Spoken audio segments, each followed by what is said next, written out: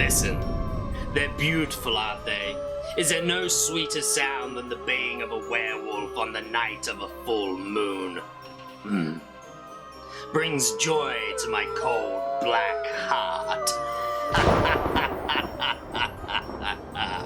Good evening, boils and ghouls, and welcome to another episode of The Collector's Friday Night Fable Fright, with me, your host with the most, The Collector. And tonight's tale of terror comes from R.L. Stine's More Tales to Give You Goosebumps, published in 1991 by Scholastic. This is the second book in a series of 6, each containing 10 spooky stories guaranteed to keep you up all night long. And tonight's little fable fright is called The Werewolf's First Night. But before we begin, a little bit of trivia for you all. This story was actually translated into a French illustrated version called Chair de Poule, Les Griffes de l'Homme Loup, which translates into Goosebumps, the Claws of the Wolfman. I bet you didn't know your old pal Collector spoke a little bit of French, did you? Well, spending a quarter of a millennium living in the catacombs of Paris, you tend to pick up a word or two. Now, on that note, shall we begin?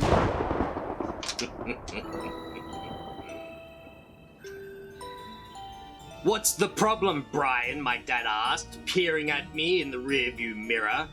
We've been on the road for 4 hours, and you haven't said 2 words. Aren't you excited? Sure, Dad. I scrunched down in the seat of the car. That way he couldn't see my face. He couldn't see that I was lying. We were driving to Thunder Lake. We go to Thunder Lake every summer. It's a vacation resort with cabins, a golf course, a big lake, and some other stuff. Lots of families go there because they have a camp for the kids. The grown-ups dump their kids in the camp, then they play golf or hang out in the clubhouse. Are you sure you're okay, Brian? Dad asked. Leave him alone, honey, my mum said. Brian's probably a tiny bit nervous about being in the teen camp this summer. Nervous wasn't the right word. Terrified was more like it. Dad cleared his throat. He always clears his throat before he gives me a pep talk.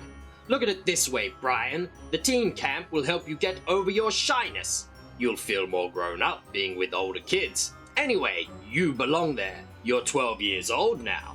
That's right, I thought. I'm 12 years old. And I'd like to live to see 13. You're going to have a great time, Dad insisted.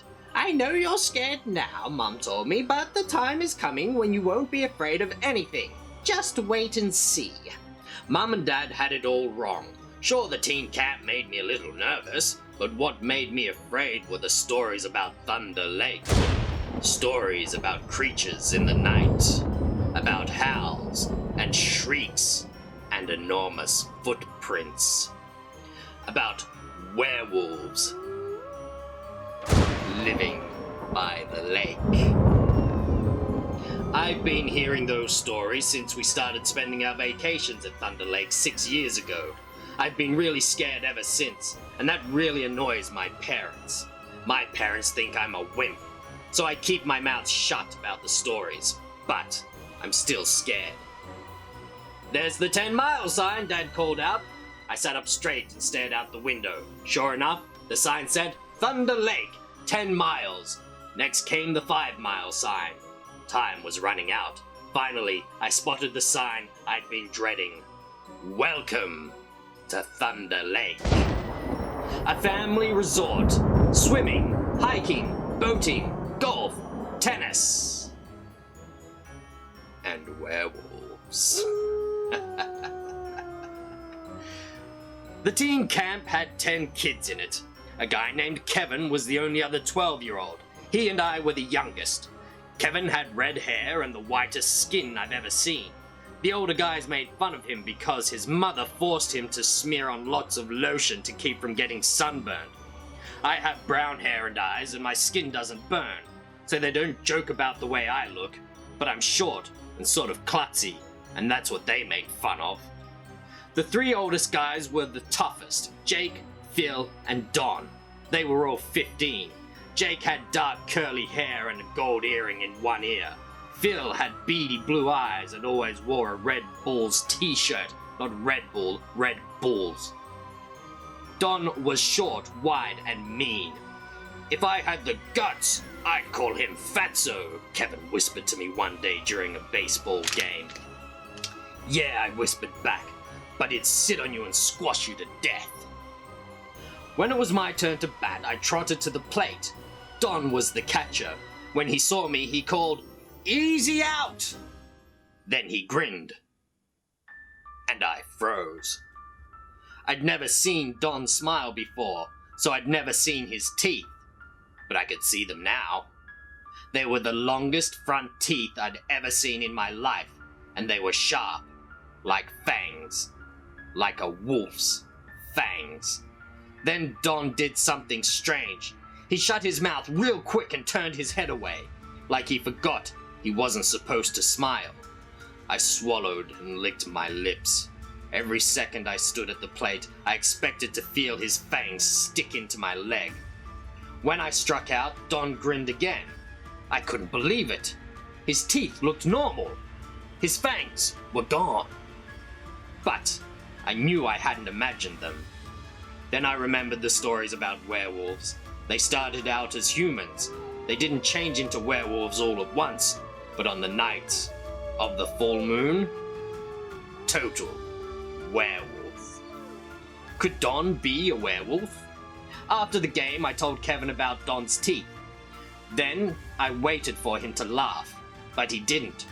"Man," he said, "I heard all the stuff about this lake and families changing into werewolves, but I didn't really believe it.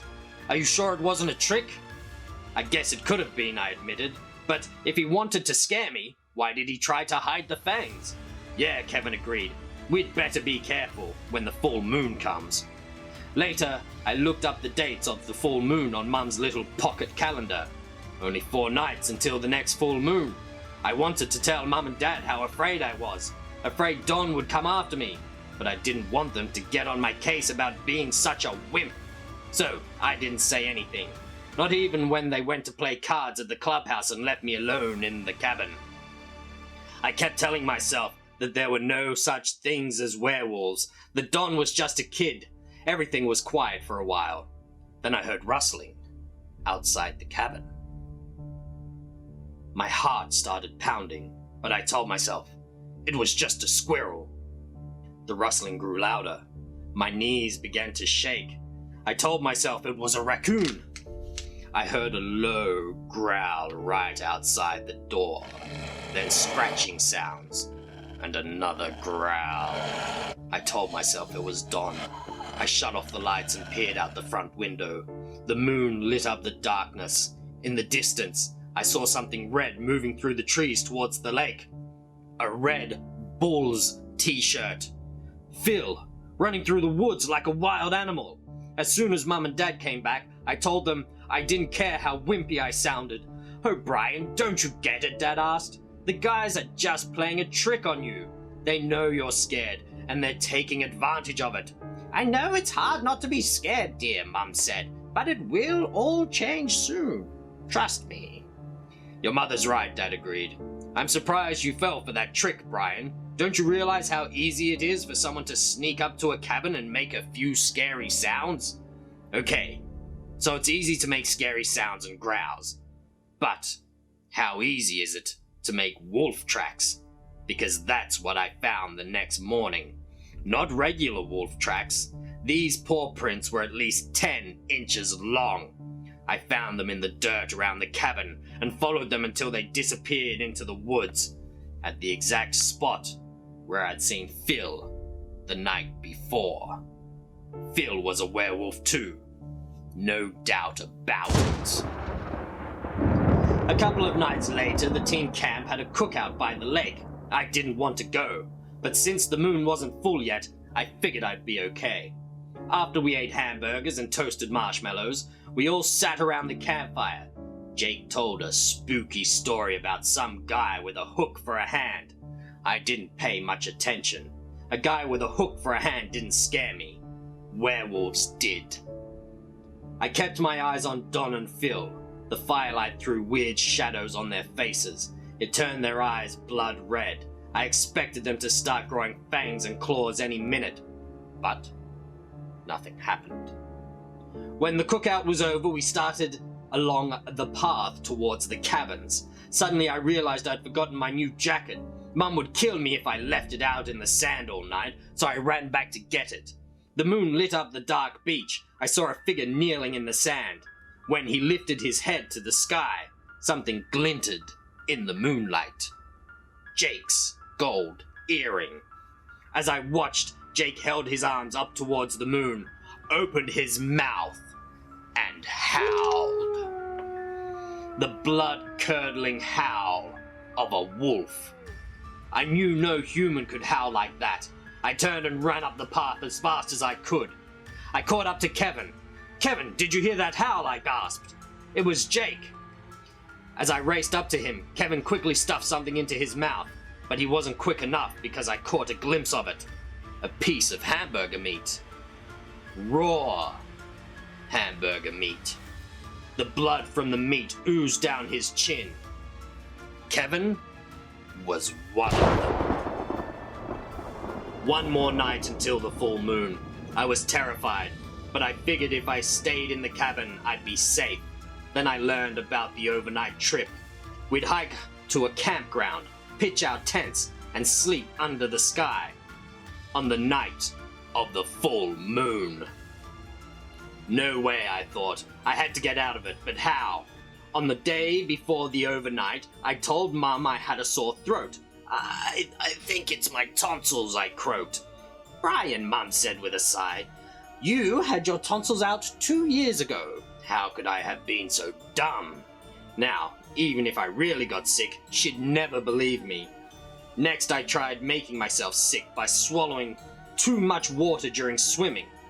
All I did was choke a lot. Then I tried rubbing what looked like poison ivy leaves on my face and arms. Nothing happened. Finally, I decided to tell the truth. Well, not the whole truth. I knew my parents would never believe that, so I just told part of it. "The guys are mean," I said. "I know they're going to do something awful to me. Please, don't make me go to the overnight, please." Dad crossed his arms, then he cleared his throat. "Brian," he said, "if I let you stay in the cabin, it would be the worst thing for you. Maybe these guys have been a little rough on you, but if you let them know you're scared, they'll get even rougher." "Your father's right," Mum told me. "You just have to be patient. Everything will be okay." "But Mum—" "That's enough, Brian," Dad said sharply. "I don't want to hear another word. You're going on the overnight, and that's that." So there I was, stuck in the woods with at least 4 werewolves. When it started to get dark and the stars came out, I ducked into my tent. "Hey Brian, what are you doing?" Kevin yelled. "Don't you want to eat?" Yeah, right. What was on the menu? Raw squirrel? While the others ate, I stayed in my tent. Pretty soon the campfire died down. The woods around the lake grew quiet. Then I spotted a light through the tent. The bright orange light of the rising moon. The full moon. I scrunched down in my sleeping bag.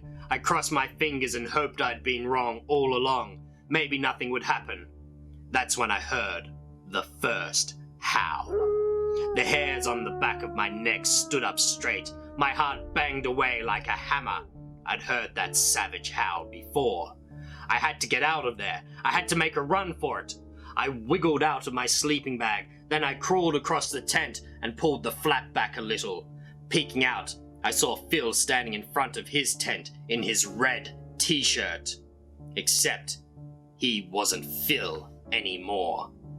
Thick, dark hair covered his face and arms. White fangs poked out of his mouth, gleaming like daggers. He raised his head to the moon and howled again. Phil had become a werewolf. As his howl died down, I lifted the flap a little more. Shadowy figures began to emerge from the other tents. Growling, snarling figures with thick fur and sharp fangs. My heart beat double time. I recognized them all. Don, Jake, Kevin, and the 5 other kids in the teen camp. Werewolves, every one of them. They huddled around Phil, formed a pack. Together they raised their furry heads and howled at the moon. The sound turned my blood to ice water. Before I could move, the werewolves turned their wild eyes on me. Their fangs glowed as they began moving toward my tent. I squeezed my eyes shut. My whole body shook. Raw squirrel wasn't on the menu. I was. The growls grew louder. My eyes popped open. The werewolves were closing in. I opened my mouth to scream in terror, but I couldn't make a sound. I tried to stand, but my legs had turned to jelly. My heartbeat thundered in my ears. The pack crept closer, closer. Then Phil's eyes met mine. He put his furry hands under his chin, and he pulled off the mask. My mouth fell open in surprise. Phil laughed and laughed. Then Jake, Kevin, Don, and the others took their masks off and began laughing too. "Welcome to teen camp, Brian," Phil shouted through bursts of laughter. "We pull this trick on a new kid every summer, but you were the best. Yeah, you really fell for it hard," Jake hooted. He pulled a little tape recorder out of his pocket and turned it on. First I heard a single howl. After a pause, the horrifying howling I'd heard just minutes before. "A whole pack of wolves," Jake explained. "It's on a sound effects tape." Phil held up the old shoes he'd carved up to make wolf tracks. Don showed me the fake fangs he'd worn during the baseball game. Kevin held out a plastic bag. "Ketchup and chopped up spaghetti," he said.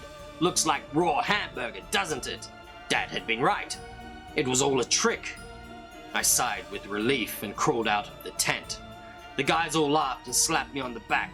"No hard feelings, right, Brian?" Kevin asked. I opened my mouth to say no, but all that came out was a low rumbling sound from deep in my throat. "Hey, Brian." "The joke's over," Phil said. Another deep rumble escaped my throat. I felt strange, prickly, itchy all over. I glanced down and saw the shaggy fur growing on the back of my hands. My fingernails grew, stretching into pointed claws. I rubbed the thick, bristly fur that covered my cheeks and chin. Snapping my jaws, I let out a sharp growl. Then I raised my face to the full moon and howled. Still holding their masks, the other guys stared at me in horror. I didn't blame them. I used to be scared of werewolves too. I let out another long howl. So this is what Mum meant when she said everything would change soon. My stomach rumbled. I realized I was really hungry.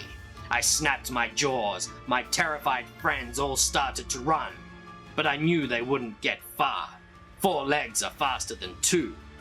I guess Thunder Lake is going to be fun after all, I told myself. Then I started to run.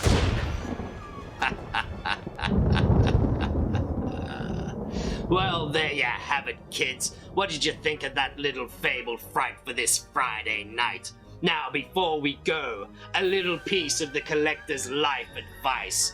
You might not know it at the time, but inside you, you have all the courage and power you need to get through any scary situation.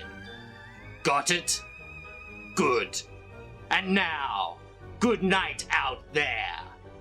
Whatever you are.